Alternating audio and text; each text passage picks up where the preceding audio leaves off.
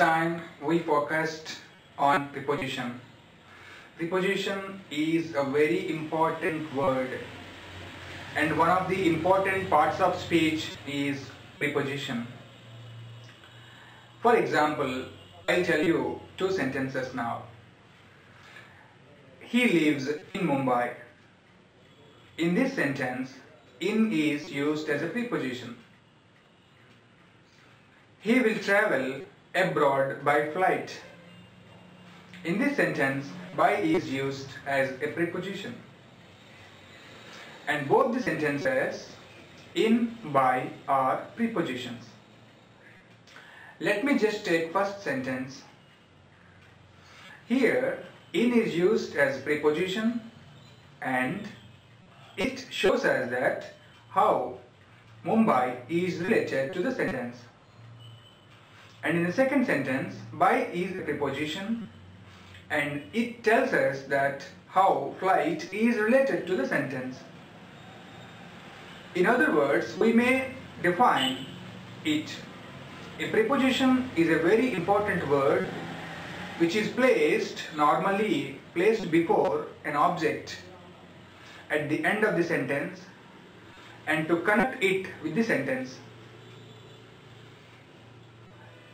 Preposition always plays a vital role in the sentence, and it gives direction to the sentence.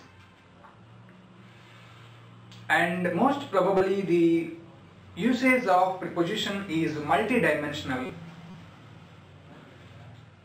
There are some standard prepositions, there are some object-based prepositions, and there are some conglomerate prepositions or phrase prepositions, and finally there are some phrasal verbs.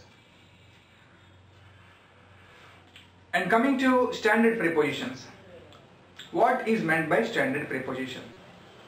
For example, there is a word called fond, F-O-N-D, fond.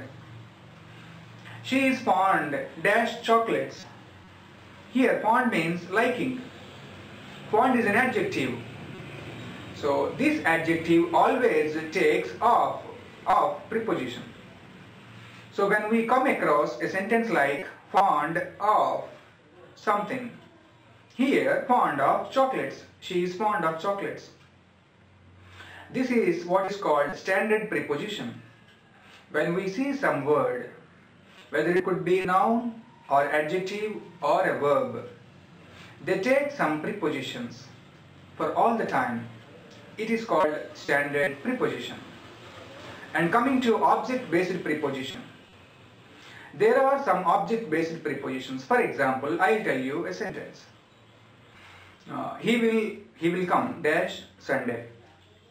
In this sentence, we naturally use on before Sunday because this is the time function. So we already know that for days and dates, on is used. Accordance with this law, we have used on Sunday. So he will come on Sunday. This is called object-based preposition. Now, conglomerate prepositions and some words which function as prepositions, they are called conglomerate prepositions.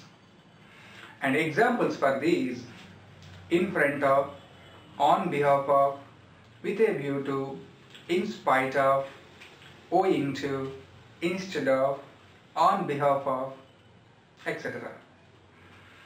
And finally, phrasal verbs. What is meant by a phrasal verb? There are some verbs which take different prepositions or different adverbs in different contexts to convey some other meaning is called a phrasal verb. As a learner, as an aspirant, we should be focusing on these phrasal verbs. So one has to practice thoroughly these phrasal verbs. Now, for example, give is a verb and up is an adverb. Give up is a phrasal verb. It means give up is a phrasal verb. It means to leave, to quit, to abandon something. For example, he gave up smoking. Instead of that, he quit smoking. He left smoking. Instead of that, we use phrasal verb. He gave up smoking. So here gave up means to leave. It's called a phrasal verb. This is all about preposition, friends, and we will discuss them in detail in later sessions.